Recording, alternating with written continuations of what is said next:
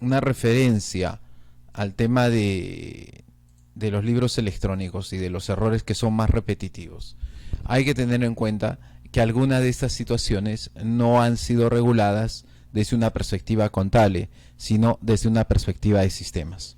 Hay que entender, hay que entender que el sistema informático llamado PLE, el programa de libros electrónicos, no es un software contable. Esto creo que ya podemos señalar que hasta el cansancio, porque ya particularmente encontrar alguna persona que nos indique que el programa de libros electrónicos es un software contable caería en un terrible error.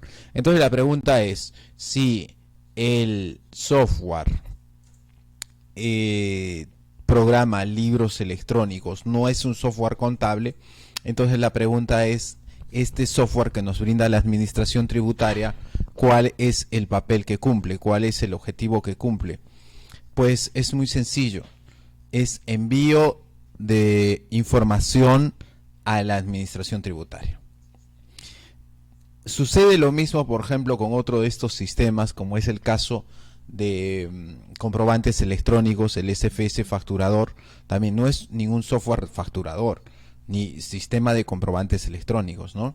Todos estos son sistemas que te permiten enviar información a la administración tributaria.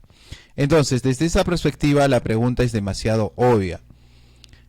Las validaciones, ¿cómo se harán? ¿En función de registro o en función de una coherencia que debe tener estas estructuras que nosotros enviamos? Pues tú te darás cuenta que eso trabajamos en función de las estructuras que nosotros tenemos que analizar previamente.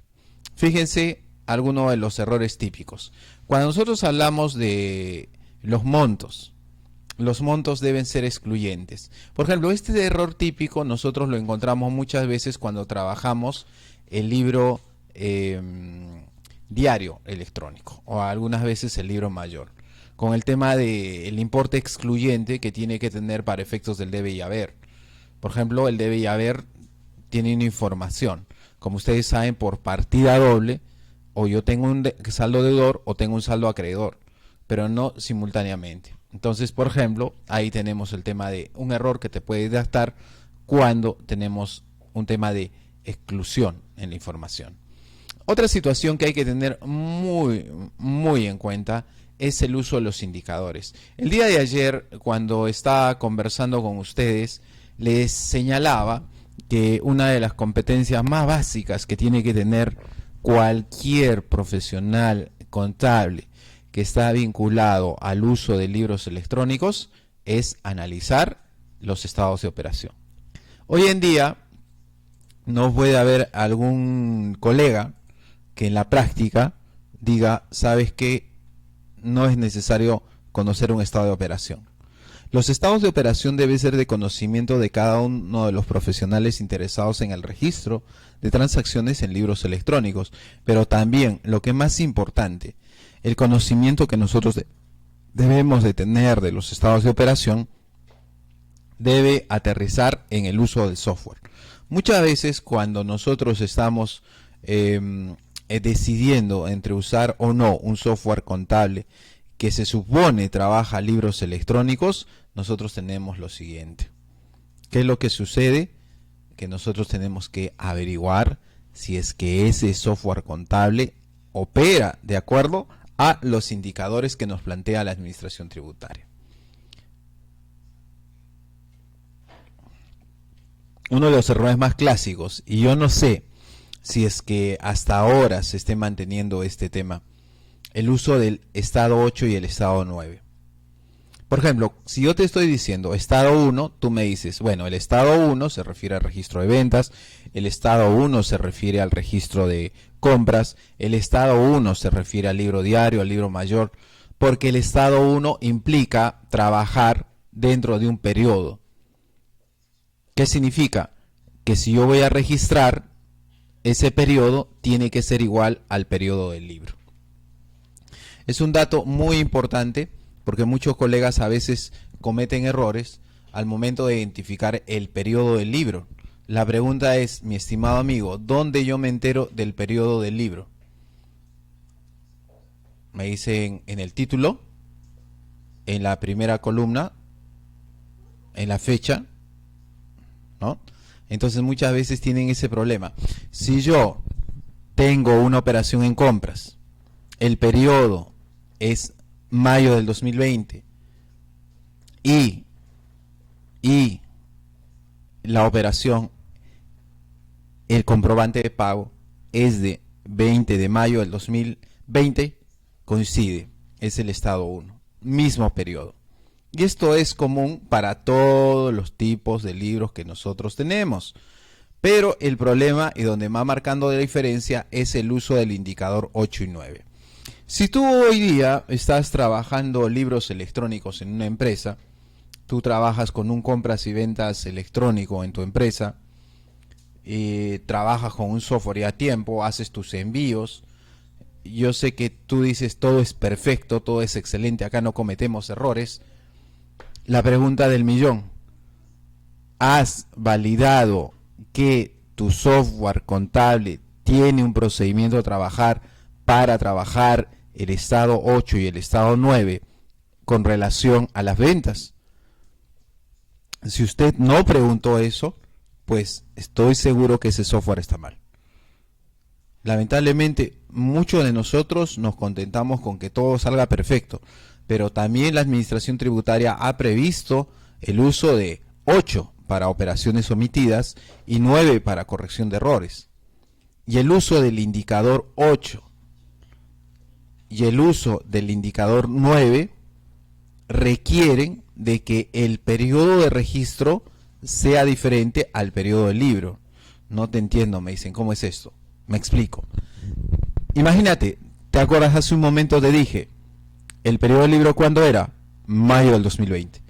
¿Y la operación de cuándo era? Del 20 de mayo del 2020. Ese era el código 1, perfecto. Pero yo estoy en el registro de ventas de mayo del 2020, perfecto. ¿Y qué pasó, colega? ¿Sabes qué? Me olvidé de registrar una facturita del mes de febrero del 2020.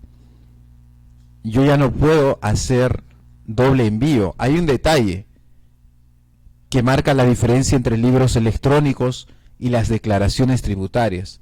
En una declaración tributaria yo puedo enviarla 2 veces, 3 veces, puedo tener sustitutoria, puedo tener rectificatoria, pero en el caso de libros electrónicos no se puede. Ya no se puede. ¿Por qué no se puede, me dices? Porque sencillamente la anotación solamente se hace una sola vez. Y eso lo sabemos desde la universidad. Entonces, ¿cómo yo corrijo esa omisión? Cuando yo coloco el código 8 en un registro de ventas y sabiendo que mi libro, en este caso registro de ventas electrónico, por ejemplo, es de mayo del 2020, cuando yo uso el 8 se aplica el código comodín. El periodo, el campo número 1, puede ser por el periodo de abril, puede ser marzo, puede ser febrero, cualquier periodo anterior. Y esa es una regla típica que aparece tanto para el estado 8 y el estado 9. Por eso te comento ahí, el periodo de registro debe ser igual, ok, cuando es 1, pero cuando te dice el periodo de registro debe ser menor al periodo del libro indicado en el indicador 8 o el periodo de registro debe ser menor al periodo indicador 9, hay que tener cuidado. Es decir, yo no puedo colocar, sabiendo que es de mayo del 2020, no puedo corregir un error del 2020, mayo 2020, con código 8, 9, porque 8 y 9 son códigos que yo utilizo para periodos anteriores. ¿Ah? Importante ese detalle. Otra, la fecha debe ser menor o igual al periodo de registro. Ese es otro detalle fundamental. Y desde el punto de vista de sistemas, seguramente tú lo has visto en Excel. ¿Te ha pasado cuando tú estás trabajando en Excel, cuando ves la fórmula de la fecha? La fecha se convierte en un dato numérico. Y para poder validar esto, si es mayor o menor, se considera ese valor numérico. Yo no puedo, imagínate, el registro de ventas es de mayo del 2020, yo no puedo colocar una venta de julio del 2020. Es igual o menor, o es de mayo o es hacia atrás. Yo sé que es ilógico, pero Dionisio está mal. Me estás diciendo que en un registro de ventas puedo colocar, de mayo del 2020, puedo colocar una venta de enero o de febrero de 2020. Sí se puede. Eso que no se puede en el mundo de lo físico, sí se puede en el mundo de lo electrónico. Por eso es importante lo que te comentaba hace un rato, estado de operación 8 y 9. ¿Ya? Otra, el periodo de registro para este libro no debe contener un día. Muchos colegas también cometían algunos errores al inicio y los proveedores de software también. La primera columna que nosotros tenemos en los libros electrónicos es la del periodo. Pero el periodo tiene año, mes y 00. Repito, año, mes y 00. Y muchos creen que la primera columna era el día, la fecha de emisión. La fecha de emisión es un campo distinto. El periodo de registro para este libro no debe contener el día. Por ejemplo, esta regla aplica para registro de compras y registro de ventas. Pero, por ejemplo, esta regla no aplica para el diario Plan Contable. Por citarte el 5.3 o el 5.4, que es el libro diario. ¿Ya? Entonces, no debe contener o debe contener. Si va a contener, ya te dije, por ejemplo, el libro diario Plan Contable. Otra, el número correlativo es incorrecto para el indicador de estado 1. Es importante también tener en cuenta el número correlativo. ¿Pero qué correlativo? Ayer habíamos hablado del tema del cubo y del estado del cubo. Pero puede haber un correlativo a nivel de registro que nos pida la administración tributaria. Es un buen dato, ¿no? Si es que hubiera un registro correlativo. Pero no lo tenemos dentro del cubo o el estado del cubo. Ya, hay que tener cuidado con eso. El periodo del registro debe ser igual al periodo del libro para el indicador 2. Pregunta del millón. Acá no es necesario. Yo creo que a estas alturas, mis estimados colegas, yo no creo que ni siquiera es necesario mostrarle una estructura de un libro electrónico, porque lo que hoy en día, que es abril del 2020, tú ya debes tener esto más claro que el agua, porque esto te lo vas a enfrentar si manejas en libros electrónicos. El periodo de registro debe ser igual o mayor al libro, el periodo del libro para el indicador 2. ¿Quiénes usan indicador 2? El registro de ventas, ventas omitidas. Yo no puedo tener, si yo estoy con un registro de ventas de mayo de 2020, no puedo colocarle ahí, perdón, ventas anuladas, no es venta omitida, ventas anuladas. Código 2 es ventas anuladas. Yo no le puedo colocar una venta anulada del mes de abril o el mes de febrero. Yo sé que está en 0, pero yo no puedo colocarle. Tiene que coincidir. Por eso es que en el indicador 1 y el indicador 2 que estamos viendo en la presentación, tiene que ser igual el periodo. Pero en el 8 y 9 no es necesario. Hay que tener cuidado con eso. Otro detalle que también no puede pasar por alto es el campo. Hay una gran diferencia entre un libro físico y un libro electrónico. Los libros físicos se imprimen en hojas sueltas o papel continuo o se llevan a mano. Pero en el caso de libros electrónicos, lamentablemente hay un detalle. En la contabilidad física, la norma tributaria, resolución de superintendencia, no te puede decir cómo llenar. De hecho, te digo, la normatividad, por ejemplo, vinculada al IGB, no te dice cómo llenar un compras o un ventas, te dice la estructura mínima.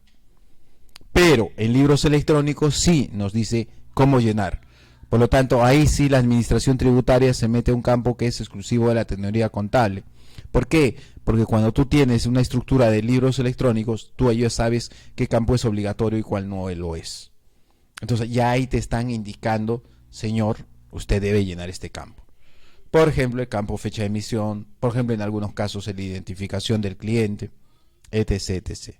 Ahora, la longitud del número de serie debe ser 4. Este es otro mito.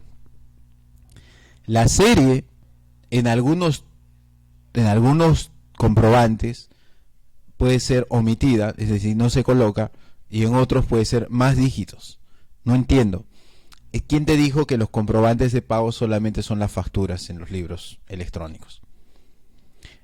Los comprobantes electrónicos se dividen en dos grupos. El primer grupo son los comprobantes comunes y luego tenemos los comprobantes no comunes. Usualmente en comprobantes comunes nosotros sí, puede que coincida con 4, de acuerdo a la estructura que te pide libros electrónicos. Pero en el caso de comprobantes no comunes, ¿cuáles son los comprobantes no comunes? Aquellos regulados por el numeral 6 dentro del reglamento de comprobantes de pago, que se dividen en 3 bloques. Comprobantes de pago que tendrán derecho a crédito fiscal, costo y gasto. Por ejemplo, ¿el recibo de luz es una factura? No. ¿El recibo de luz es una liquidación de compra? No. ¿Pero por qué me da derecho a crédito fiscal y costo y gasto? Porque es un documento autorizado por el reglamento de comprobantes de pago. Es un comprobante no común. 6.1 se llama. Luego en 6.2 tenemos solamente los que nos dan derecho a costo o gasto, más no a crédito fiscal. Por ejemplo, el recibo de arrendamiento de una persona natural. Y en el 6.3 tienes aquellos que no te dan derecho a costo ni gasto, ni mucho menos crédito fiscal.